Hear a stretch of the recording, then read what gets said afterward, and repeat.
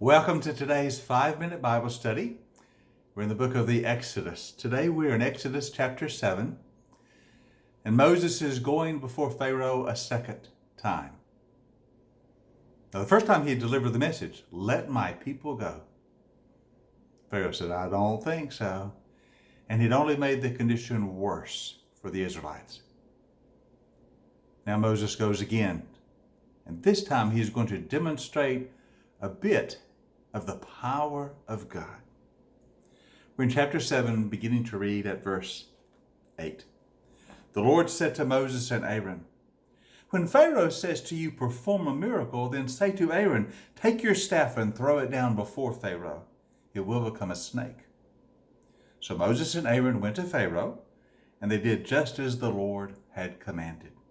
Aaron threw his staff down in front of Pharaoh and his officials, and the staff became a snake. Pharaoh then summoned the wise men and the sorcerers and the Egyptian magicians, who also did the same things by their secret arts. Each one threw down his staff. They became snakes. But Aaron's staff swallowed up their staffs. Yet Pharaoh's heart became hard, and he would not listen to them, just as the Lord had said. So once again, Moses appears before Pharaoh with the command of the Lord. Let the people go. Pharaoh says, "Prove yourself. I don't know this God you worship, this Lord. What is his power? Demonstrate it." So Moses does.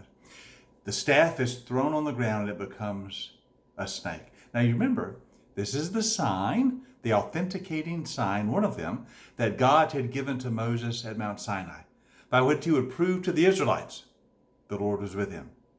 The Israelites, of course, had believed when Moses demonstrated the sign. Pharaoh, however, does not.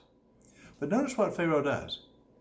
He commands his magicians, his sorcerers, the worshipers of these gods, so-called of Egypt, to do the same thing. And they do.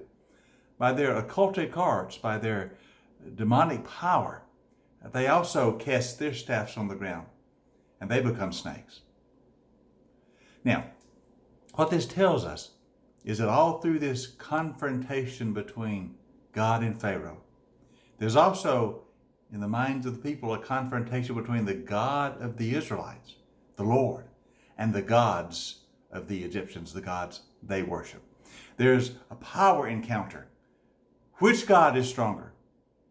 The God of the Hebrews, the Lord, or the gods the Egyptians worship?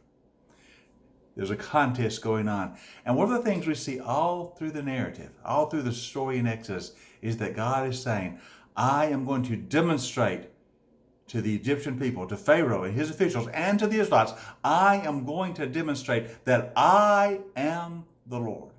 Not these so-called gods of Egypt, not these they worship. I am going to demonstrate that I am the Lord. And so you see that beginning to be played out in this first encounter. Aaron throws his staff on the ground, it becomes a snake.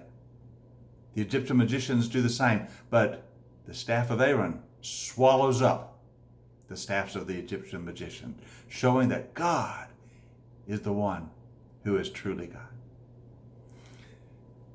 Aaron picks up his staff again, or a snake, and it becomes a staff once again. How does Pharaoh respond? He hardens his heart. He has already seen the power encounter. He has seen that the Lord is greater, but he hardens his heart. He will not believe. And we're going to see this all the way through the plagues. God's going to demonstrate his power.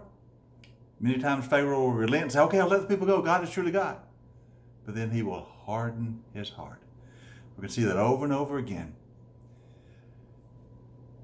The power of the Egyptian empire is going to be broken by the might of God, because Pharaoh will not believe, because he hardens his heart. You know, whenever we see God at work, we have two choices. We can either believe, or we can harden our heart and refuse to believe. It's always the same choices. Will you believe, or will you harden your heart? Pharaoh chooses to harden his heart. And that sets the scene for the 10 plagues that are about to come.